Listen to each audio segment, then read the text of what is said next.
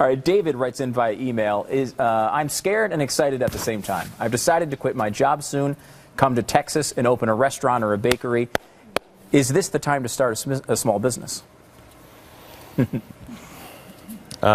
you wait a couple weeks? Is that possible? Yeah, wait 2 weeks. November 7th? I will tell you, how many people have cut off almost all their spending until this election is over.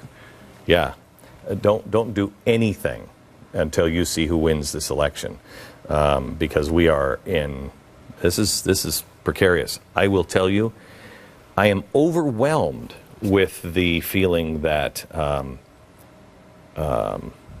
the protection of divine providence. There's enough Americans that have woken up that our 4-year national nightmare is about to come to an end, but a new one is about to begin, because we're going to have to pay for all of these mistakes that have been made in the last 4 years. It's just not going to go magically away because of Mitt Romney.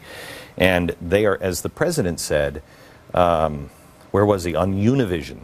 He said, you know, I've really discovered that you can't change Washington from the inside. You have to be outside.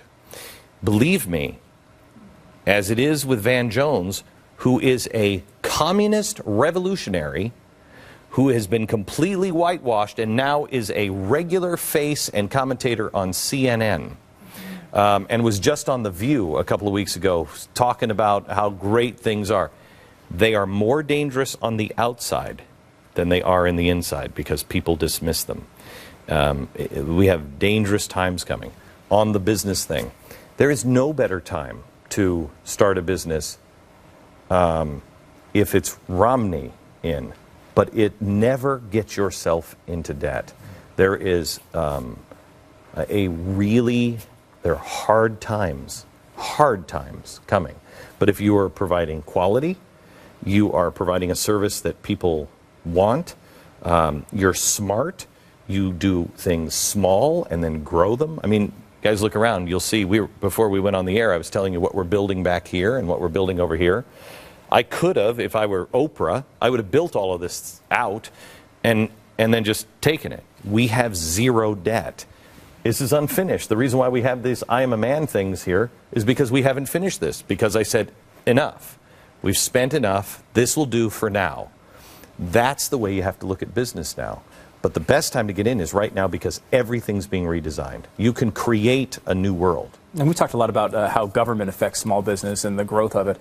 But like, for example, the marketplace is something we've worked on a lot here. How does that sort of approach the businessman, the average person, helping out small business? Does that play a role as well? Yeah, I think, you bring up the marketplace. The marketplace is really not something, something that we have started, but not something that I have dedicated a lot of time to. That's on the first of the year for me, to really start concentrating on that through the American Dream Labs. That is, that concept, however, is what's important. The average people, I think the answer is smaller, not bigger. Everything is growing and growing and growing until it's too big to fail. And then it eventually fails in the end. The answer is small. You know, everything for the first time, if you make a good pair of shoes, you could just make these shoes someplace, and somebody on the other side of the planet can buy your shoes because of the internet. Everything is different now. You don't need Nordstrom's or Macy's to sell the shoes if it's good. So it allows the small entrepreneur, if they're smart, and especially if we team together, to be able to make a virtual mall, if you will, of principles and values that people know that they can trust, and they come and the word spreads. And now you have sustainable businesses because they're not gigantic businesses. And when they get gigantic, good, they'll go someplace else and they'll go do their thing. Try to remember not to become this international global corporation that doesn't care about America anymore. Try to remember what built you. But what we want to do, I think, is do business with people who think like us. Not who vote like us, but who think like us, who have the same basic principles. We trust our neighbors. We used to.